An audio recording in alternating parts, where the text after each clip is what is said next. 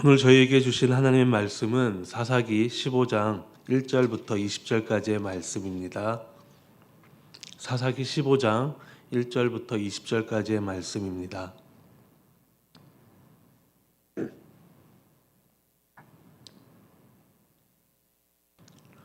다 찾으셨으면 제가 먼저 한 절 읽고 다 함께 교독하겠습니다.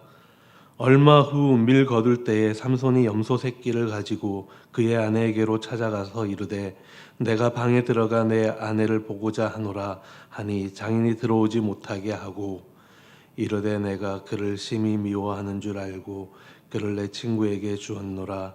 그의 동생이 그보다 더 아름답지 아니하냐 청하노니 너는 그를 대신하여 동생을 아내로 맞이하라 하니 삼손이 그들에게 이르되 이번은 내가 블레셋 사람들을 해할지라도 그들에게 대하여 내게 허물이 없을 것이니라 하고 삼손이 가서 여우 300마리를 붙들어서 그 꼬리와 꼬리를 메고 회를 가지고 그 꼬리 사이에 한 회를 닫고 회에 불을 붙이고 그것을 블레셋 사람들의 곡식 밭으로 몰아들어서 곡식단과 아직 배지 아니한 곡식과 포도원과 감람나무들을 사른지라.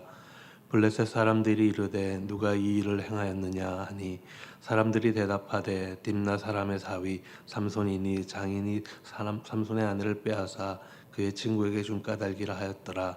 블레셋 사람들이 또 올라가서 그 여인과 그의 아버지를 불사르니라.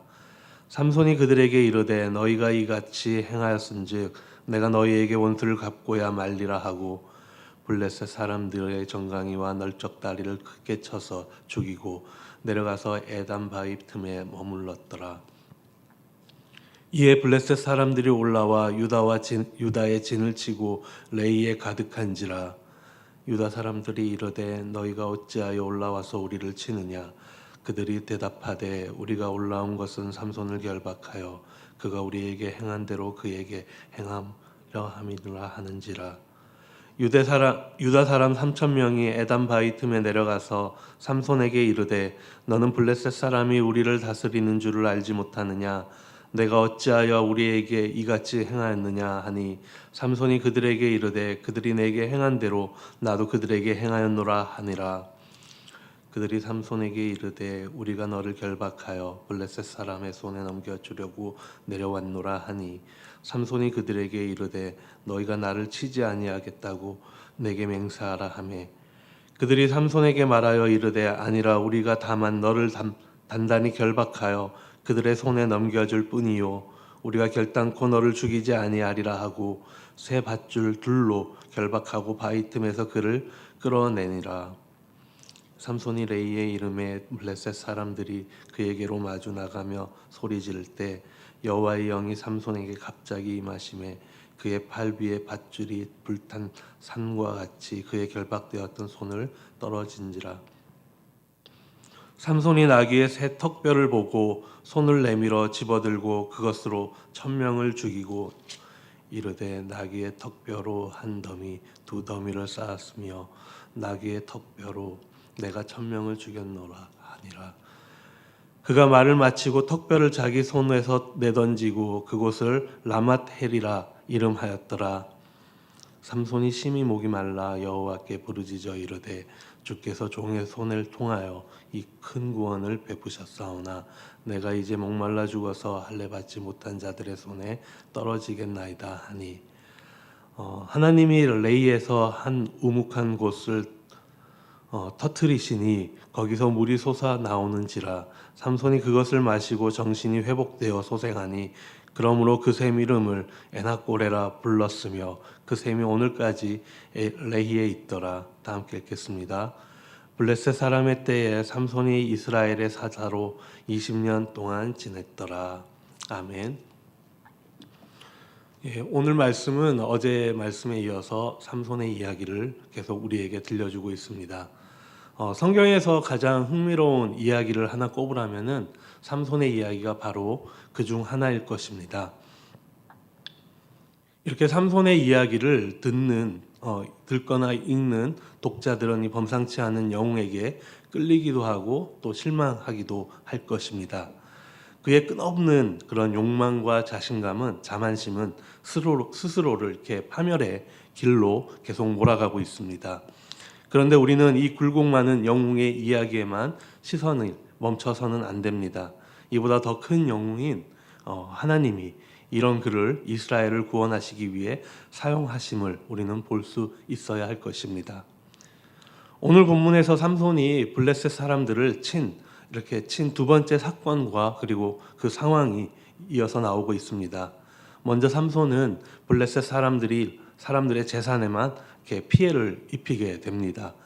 그런데 그 일로 인해서 블레셋 사람들이 삼손의 아내와 장인을 불태워 죽이는 끔찍한 사건을 저지릅니다. 이로 인해 삼손은 블레셋 사람들을 다시 공격을 하게 됩니다. 그런데 삼손이 이 블레셋 사람들을 죽인 두 번째 경우도 이 첫 번째 경우처럼 이스라엘 민족이나 지파의 문제를 해결했다기보다는 자신의 개인적인 감정에 치우쳤던 것입니다. 1절 말씀부터 살펴보겠습니다. 얼마 후 밀 거둘 때 삼손이 염소 새끼를 가지고 그의 아내에게로 찾아가서 이르되 내가 방에 들어가 내 아내를 보고자 하노라 하니 장인이 들어오지 못하게 하고. 여기 첫 시작하는 단어가 얼마 후라는 말인데, 이 말은 히브리식으로 표현을 해본다면은 삼손이 다시 아내를 찾아오기까지 꽤 오랜 시간이 흐른 후로 정확히 알 수 없는 시간을 의미하고 있습니다. 우리가 15장 전장인 14장에서 삼손이 딥나 여인과 결혼을 하였고, 그리고 그 여자가 삼손이 블레셋 사람들에게 낸 수수께끼의 답을 블레셋 사람들에게 알려주는 것을 알고 화가 나 그의 아버지 집으로 돌아가게 되고, 삼손의 아내는 그의 친구에게 시집을 간 후 그 다음에 시간이 이렇게 흐른 어느 시점이었습니다.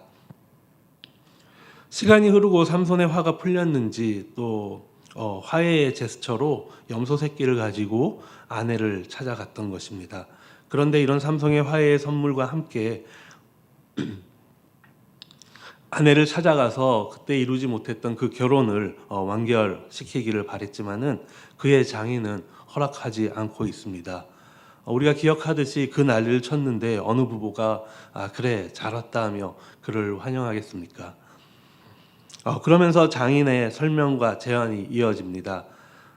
삼손의 장인은 그의 아내를 다른 남자에게 주었는데 그 이유는 삼손이 자신의 딸을 이미 미워하는 줄 알았다고 합니다. 그러면서 그녀의 동생을 아내로 취하라고 다시 제안을 하고 있습니다. 이렇게 장인의 설명과 제안을 들은 삼손은 블레셋 사람들을 해야겠다고 당당히 선언을 하고 있습니다. 3절 말씀을 보면은 이렇게 이야기합니다. 내가 블레셋 사람에게 해를 끼쳐도 이번에는 나를 탓할 것이 없을 것이다. 모든 것이 블레셋 사람들의 잘못 때문이라고 지금 삼손은 생각하고 있는 것입니다. 장인이 잘못 생각했음을 지적하고 장인의 행동을 탓하는 것이 어떻게 보면은 자연스럽게 느껴지는데, 삼손은 보다 근본적으로 이 문제가 블레셋 사람들에게 있다고 생각을 하고 그들을 탓하고 있는 것입니다. 그는 장인의 아내를 다른 남자에게 준 것은 자신이 화를 내고 떠나갔기 때문인데, 자신이 그렇게 행동했던 것은 자기 아내를 또 협박해 수수께끼 답을 알아낸 블레셋 사람들 때문이라고 지금 생각하고 있는 것입니다.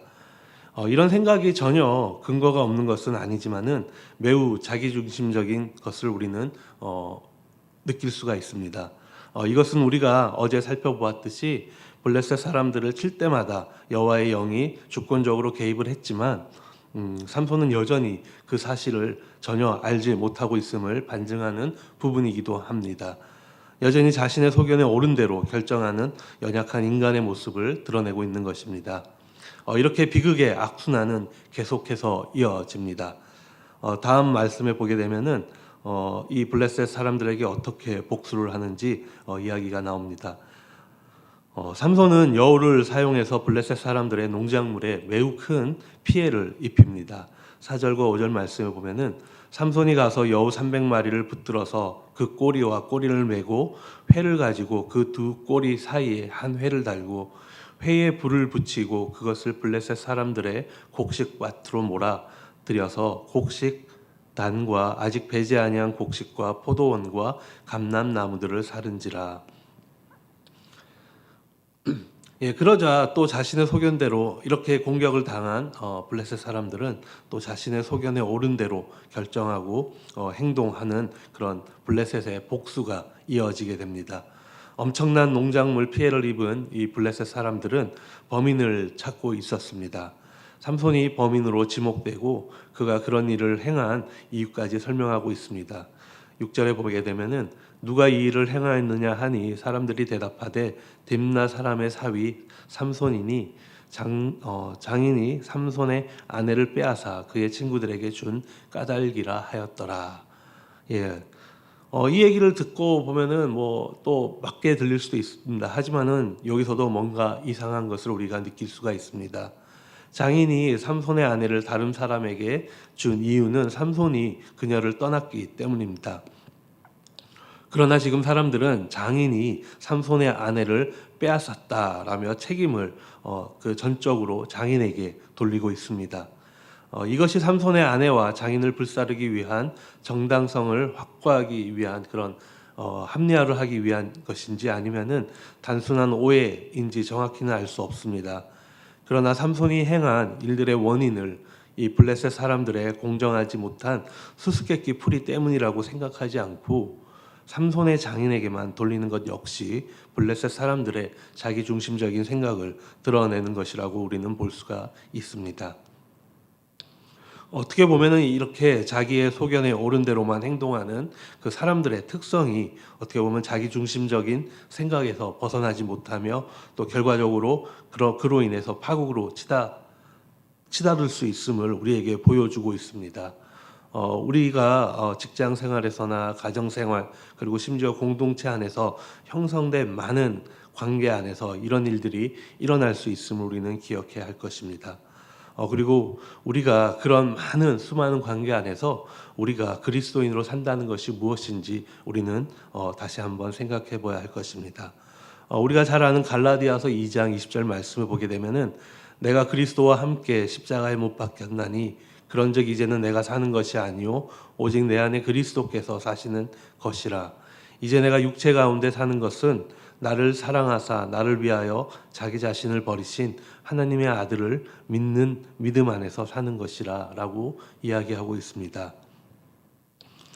옛사람 즉 죄와 자기 중심성으로 살아가던 자에게 십자가에서 그리스도와 함께 죽었다라고 선언하는 것입니다. 자아는 죽었지만 그 자리에 그리스도의 생명과 의 그리고 사랑 그리고 그 그리스도의 뜻이 자리 잡고 나를 움직이는 원동력이 되어야 한다는 것입니다. 이것은 단순히 도덕적으로 나아지는 것이 아니라 그리스도의 인격이 내 삶의 중심이 되는 그런 획기적인 변화를 이야기하는 것입니다. 오늘날 보게 되면은 이렇게 많은 관계들이 무너지는 현대 사회에서 우리에게 꼭 필요한 것일 것입니다. 하지만 오늘의 본문의 삼손과 그의 장인과 아내를 포함한 그리고 블레셋 사람들은 전혀 그렇지 않은 모습을 보이고 있습니다. 그리고 결국 블레셋 사람들은 다시 올라가서 그 여인과 그의 아버지를 불살라 죽이게 됩니다. 이것은 사사기 전체의 흐름인 죄 그리고 징계, 부르짖음 그리고 사사를 사용한 그런 구원 그리고 평화 다시 죄로 이어지는 이런 반복적인 악순환의 구조를 우리에게 보여주고 있습니다. 여인의 죽음은 누구보다 억울하고 비극적인 죽음이었습니다. 그녀는 남편과 아버지 사이에서 협박을 받고 그리고 결국 두려움에 의해 삼손을 배반하게 되었고 그 대가는 죽음뿐이었습니다. 삼손, 장인, 블레셋 모두 각자의 이기심과 잔혹함에 따라 행동하며 이로 인해 무고한 자가 희생되는 비극의 결과가 이어지고 있는 것입니다. 이렇게 블레셋 사람들의 비극적인 복수가 이어지자 다시 또 삼손의 또 다른 복수가 이어집니다. 삼손이 농작물에 피해를 준 것에 대해 블레셋 사람들은 삼손을 탓하지 않고 삼손의 장인을 탓하면서 그와 그의 딸을 불살라 죽였습니다. 그런데 삼손은 이것을 자신에 대한 도전으로 받아들인 것입니다. 여인과 그의 가족에 대한 애정이 아직 남아 있었던 것인지 아니면은 블레셋을 공격하기 위한 핑계를 대는 것인지 본문에는 분명하게 나타나지 않고 있습니다. 그러나 어떤 이유이든지 그의 개인적인 원한이 담겨 있는 것은 분명해 보입니다. 이렇게 결국 삼손의 두 번째 블레셋 공격 또한 그의 사적인 감정에 기인한 행동이었을 뿐이었습니다. 그는 블레셋 사람들의 정강이와 넓적다리를 쳐서 그들을 죽였는데 이것은 삼손이 정말 마구잡이로 정말 공격했음을 의미하는 것입니다. 이렇게 공격이 끝난 후 삼손은 에단 바위 틈에 머물게 됩니다. 다음에 이어지는 말씀은 이 일이 정말 걷잡을 수 없이 커지는 것을 우리가 볼 수가 있습니다. 블레셋 사람들이 유다에 올라와 레이의 진을 친 것입니다. 블레셋 사람들은 삼손을 잡기 위해 올라왔다고 그들에게 대답을 합니다. 그들이 삼손을 잡으려는 이유가 삼손이 자신들에게 행했던 것을 그대로 갚아주기 위한 것이라고 이야기하고 있습니다. 피해 복수가 꼬리에 꼬리를 물고 있는 것입니다. 그러자 유다 사람 3,000명이 이 에단 바위에 숨어 있는 삼손을 찾아갑니다. 유다 사람들은 삼손이 블레셋 사람들을 공격한 것에 대해 감사하기는커녕 불만을 표출하고 있습니다. 블레셋 사람이 우리를 다스리는 줄을 알지 못하느냐라는 책망은 이 이스라엘 사람들이 블레셋의 통치를 당연하게 여기고 있음을 우리에게 보여주고 있습니다.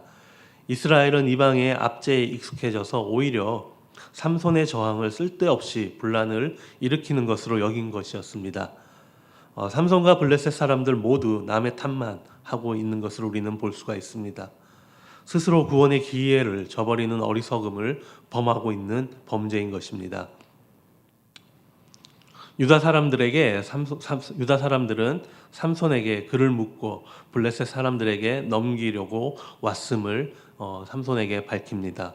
삼손은 자기 민족과는 충돌하기를 원치 않았던 것 같습니다. 그는 유대 사람들이 자신을 공격하지만 않는다면은 순순히 잡혀가겠다고 말을 합니다. 유다 사람들은 단지 삼손을 결박해서 넘겨주기만 할 것이라고 약속을 하고 이 세 밧줄 둘로 결박하여 그를 바위 틈에서 끌어냅니다. 유다 사람들 또한 실망의 모습을 우리에게 보여주고 있습니다. 삼손에 대한 실망도 큰데 유다 사람들은 우리를 또 그 숫자적으로 3,000명이라는 그 숫자로 우리를 더 암울하게 만들고 있습니다. 이렇게 삼손이 에단 바위에서 잡혀서 레이에 이르자 블레셋 사람들이 그를 보고 소리를 질렀습니다. 자신의 산업을 망치고 사람들을 죽였던 삼손을 드디어 잡았으니 정말 승리의 함성을 크게 질렀을 것입니다. 그러나 블레셋이 기쁨을 만끽한 시간은 순간에 불과했을 것입니다. 여호와의 영이 삼손에게 갑자기 임하자 그는 자신을 결박한 세 밧줄을 불에 타버린 삼배를 끊어버리듯이 쉽게 끊어버렸습니다. 그리고 눈에 보이는 나귀의 새턱을 집어듭니다. 이것은 나실인 삼손이 만져서는 안 되는 그런 짐승의 시체를 또 만진 것입니다. 삼손은 이렇게 여호와의 영을 힘입어 블레셋 사람을 치는 하나님의 역사를 행하면서도 부적절한 행동을 했던 것입니다. 하나님의 일이 인간의 잘못된 행동을 통해서도 이루어질 수 있다라는 그 역사를 다시 한번 우리에게 보여주고 있는 것입니다. 이렇게 끝난 다음에 이 삼손의 복수가 끝난 다음에 16절에 보면은 이 상황을 이렇게 노래하고 있습니다. 이르되 나귀의 턱뼈로 한 더미 두 더미를 쌓았으며 나귀의 턱뼈로 내가 1,000명을 죽였도다 하니라. 이 찬양을 들어보게 되면은 그 어디에도 여호와의 영에 대한 언급은 없다는 것을 우리는 확인할 수가 있습니다.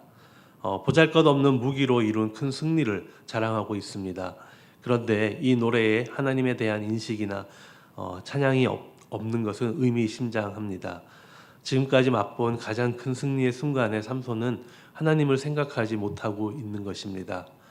삼손은 자기 자랑의 노래를 마치고 턱뼈를 내던지며 그곳을 라맛 레히, 즉 턱뼈의 산이라고 불렀습니다. 그런데 이 14절 말씀에 나오는 이 여호와의 영이 갑자기 임하심에 이 부분을 빼고 또 이 사건을 들여다본다면은 우리에게도 어쩌면은 너무나도 이 사건이 자연스럽게 진행된다라는 것을 우리는 볼 수가 있습니다. 힘이 센 영웅 삼손이 블레셋 사람의 큰 함성을 듣고 엄청난 힘을 발휘하여 손을 묶고 있던 이 새 밧줄을 끊고 나귀의 새 턱뼈를 주어서 1000명을 죽였다.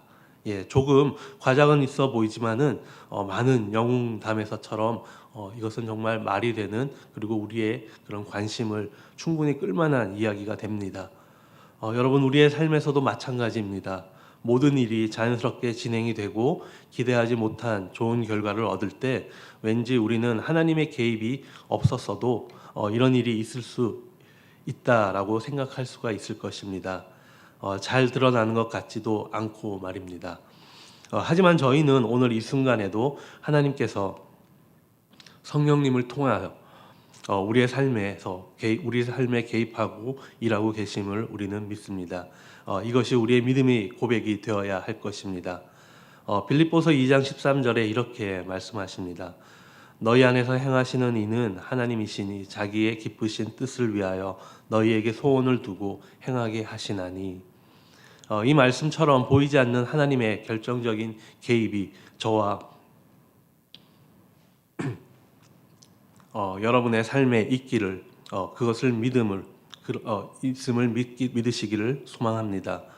우리의 삶을 언제나 이 믿음의 시선으로 바라봐야 할 것입니다. 우리 안에 내주하시는 성령님이 떠나지 않으신다고 우리에게 약속하셨습니다.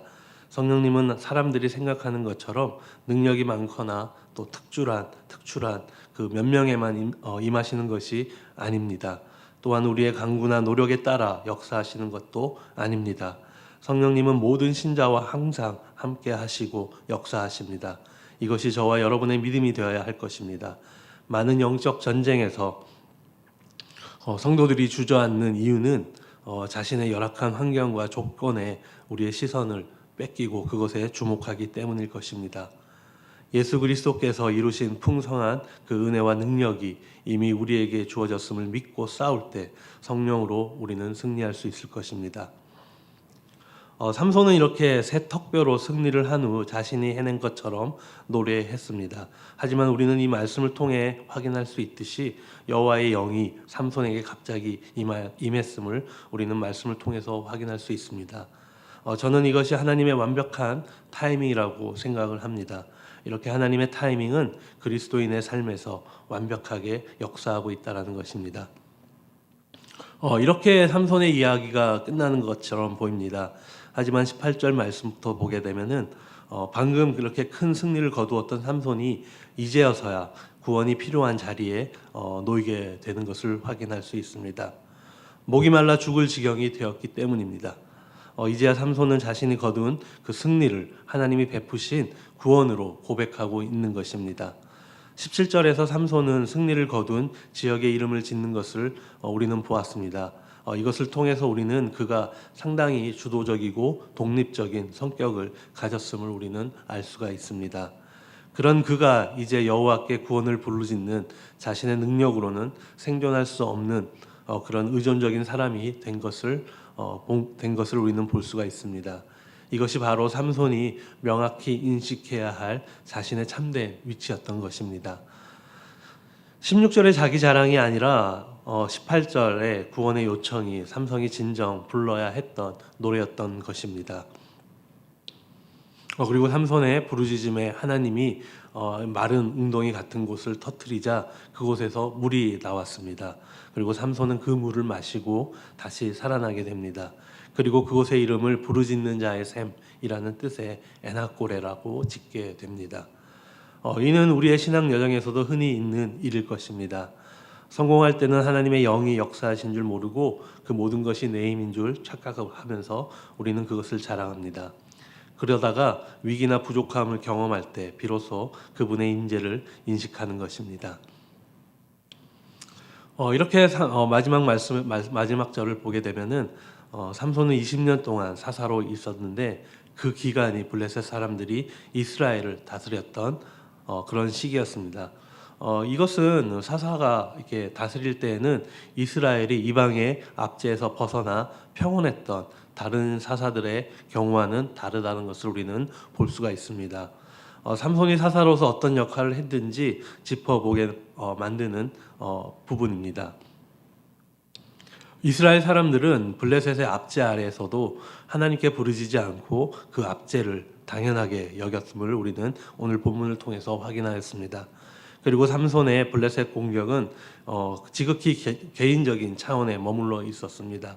그는 참으로 유명무실한 사사였음을 이 짧은 20절 말씀을 통해서 우리는 확인할 수가 있는 것입니다. 예, 하나님의 영이 임하시지만 없어도 자연스러운 것처럼 보이는 것이 바로 우리의 삶일 것입니다. 그렇기 때문에 모든 것이 나의 성과 같고 내가 이룬 것처럼 착각을 하게 됩니다. 하지만 이것이야말로 우리가 정말 하나님을 경외하고 겸손히 의지해야 할 유일한 이유가 되어야 할 것입니다. 내 힘이 아닌 하나님의 완벽한 타이밍에 우리의 삶이 맞춰져야 하는 것입니다. 우리는 삶이 잘 굴러가는 것처럼 보여도 은혜의 숨은 숨결을 알아차려야 하며 그리고 모든 힘과 능력이 여호와의 영으로 말미암았음을 고백하듯 삶이 참된 신앙인의 자세일 것입니다. 믿음이라는 것은 눈에 보이지 않는 하나님의 임재를 삶 속에서 인식하고 감사하는 태도일 것입니다. 오늘 저희들에게 주어진 하루라는 시간 안에서 우리는 이 믿음을 우리는 고백하고 또 이 믿음으로 살아가고 그럴 때 하나님의 임재를 우리 삶 속에서 경험하는 귀한 하루가 될 수 있기를 소망합니다. 다 함께 기도하시겠습니다. 하나님 아버지 감사합니다. 이 삼손의 이야기를 통하여 정말 하나님께서 역사하시고 하나님께서 일하심에도 불구하고 그것을 깨닫지 못하고 그 모든 것이 자기의 업적임을 노래하는 이 연약한 삼손의 모습을 오늘 확인하였습니다. 하나님 아버지 매 순간 하나님께서는 우리에게 일하심을 아버지 정말 믿고 살아가는 저희들이 되기를 소망합니다. 하나님께서 저희들을 위하여 준비하여 놓은 모든 것들이 완벽한 타이밍임을 저희들 고백하는 오늘 이 하루가 되게 하여 주시옵시고 그것을 귀하게 경험하는 저희들의 삶이 될 수 있도록 인도하여 주시옵소서. 감사드리오며 이 모든 말씀 예수 그리스도 이름으로 기도드립니다. 아멘. 오늘 이 말씀을 가지고 다 함께